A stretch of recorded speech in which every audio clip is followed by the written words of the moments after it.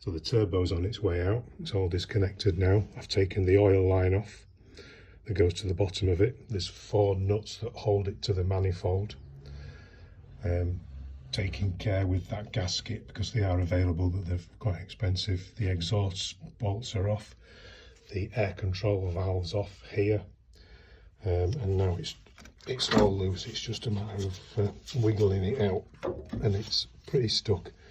There's not a lot of space in there, so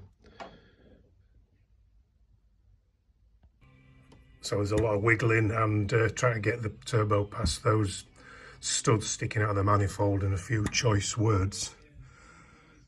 No new words, just using the good old tried and tested swear words. The turbo's out.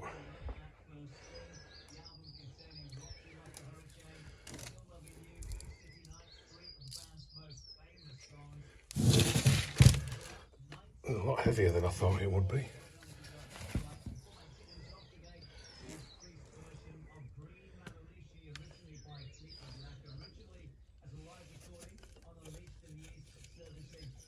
Yeah, it spins free, there's no play in there. So I think that's good. I can just have a clean up. That's where the oil line was. That was a bit fun to get to. Vacuum actuator. So after that, the lower intake manifold is still in place, so one nut out there, that one's out. There's one down there, one there, and then there's another part of the heat shield that went round the turbo to get out. So that's the next bit. You see the oil lines there that they still need doing. And probably a bit of a clean up down there as well. There's no catalytic converters on this. It looks like a custom job, but there is a sensor in it, an O2 sensor that just clips into the wiring link for the ECU. But definitely no cats, and I'm pretty sure they were fitted on this car. That gasket's broken actually. That's going to be a problem. There is oil around that gasket. That's probably WD, but it's worth noting that that's round there. If I get the manifold off and that's clean, I wonder if it's been dripping in there. That should be pretty gas tight, so oil shouldn't get in, but you never know. So with the turbo removed, the lower intake manifold's just been taken off, and I've touched nothing when it's pulled away. So there's some interesting goo in here. Just put a zoom on. That's a waterway. And that's got some nice slime in there. That side, it's got similar in it. There's a water seal there. That one's dropped out and it's broken. That's where the puddle was forming there. But there's no obvious oil tracks. Now, that looks like oil there.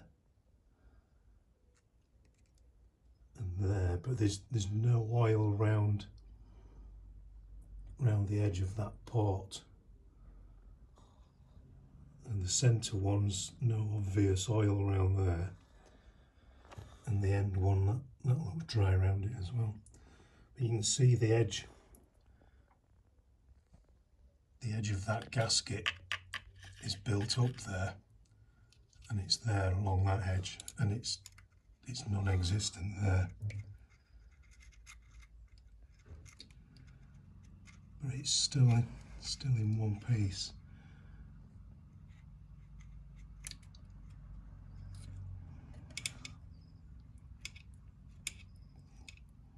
Now if I get it away, it might be seeping down the back. Let's see if the port's actually wet inside. I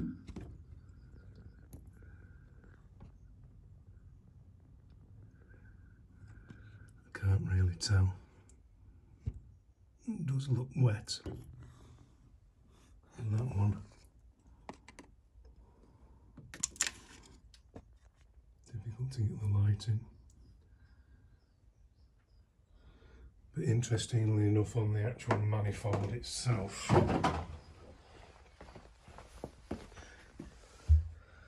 that water port isn't a water port, it's either blocked up with goo or it's just not a port. That one's got some nice slime in it. But this is, which way around is it? That's where the puddle is there. And again, no obvious tracking of oil across here, which is what I expected to see. So it looks like the gasket's been holding up, so where's the oil been getting in?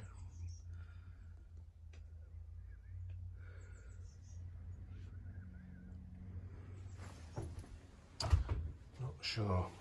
Here's the turbo.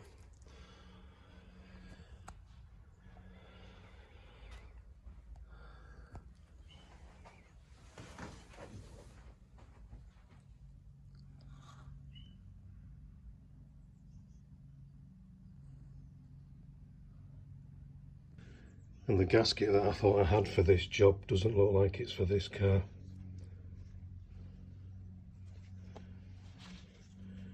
Which is a bugger. They don't line up. Different car, so that's going to have to be an older one. And wait, if we can get hold of one. Bugger. So I've scraped away the gasket. This is the face that goes against the engine block. And you can see there's obvious oil in here. So this is where the puddle formed. This is the top side of it where the puddle was. And then we've got the missing pieces. You see how that's built up there. That's built up, and this one was missing. This is still stuck on the engine block, but it's broke. But in a way, I'm pleased that I can see oil down there. So that looks like it's the problem. Now we need to get hold of another one, because like I said earlier, this one here is not the same.